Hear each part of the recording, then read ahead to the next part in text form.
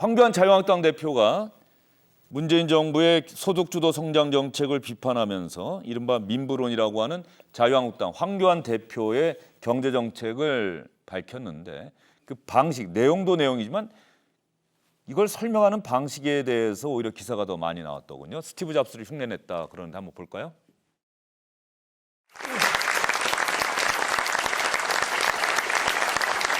우리 경제가 응급 상태에 빠졌습니다.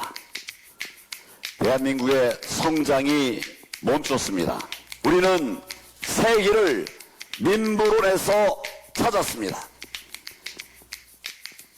잘 사는 국민 하나, 열나라 안 부럽다.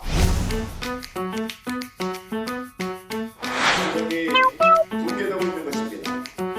재정, 사회주의로 변질시키는 문재인 공적의 결정판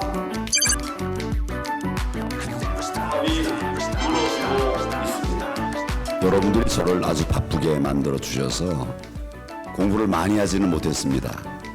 평소 실력 플러스 알파.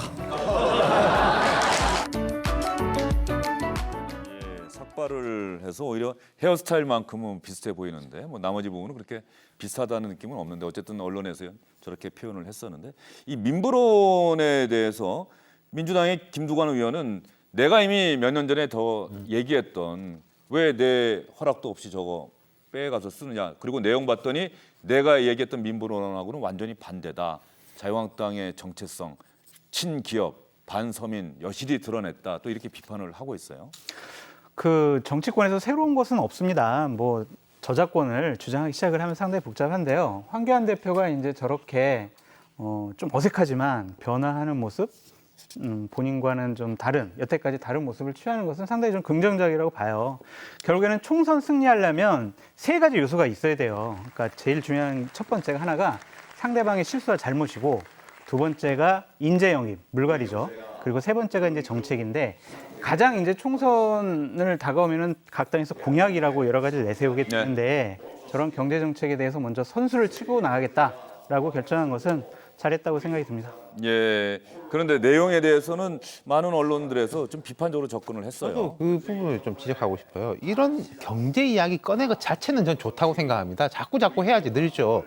근데 이명박 정부가 출범할 때나 그리고 박근혜 대통령 같은 경우에도 새롭게 이제 그 대선의 두 번째 도전을 시작했을 때 했던 것은 나름대로 혁신적이었거든요. 진보 진영에서도 우리가 허리 찔렀다.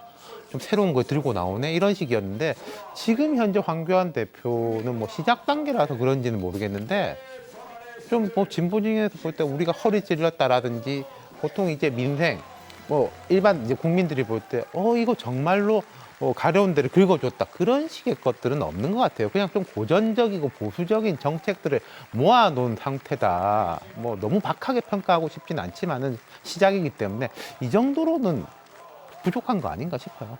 그렇죠. 사실은 한 정당이 내놓는 정책은 무엇인가는 국민들 사이에서 회자가 돼야 돼요. 어떠한 이야기든 어떠한 편이든. 그런데 이번에 민부론이라는 그 말 자체 빼놓고는 과연 얼마나 많은 분들이 관심을 갖고 있을까라고 하는 생각을 자유한국당 내부에서도 좀 해야 되겠다라는 생각이 들고요.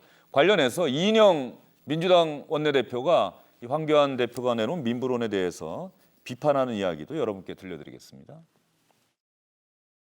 자유한국당이 어제 내놓은 이른바 민부론에도 민생은 어디에도 없었습니다. 이명박근혜 정권 시절의 실패한 경제에 대한 향수만 가득했습니다. 잘못이 확인된 처방을 다시 환자에게 내미는 것은 무능한 의사임을 고백하는 모습입니다. 민생이 빠진 민부론은 명백히 가짜입니다.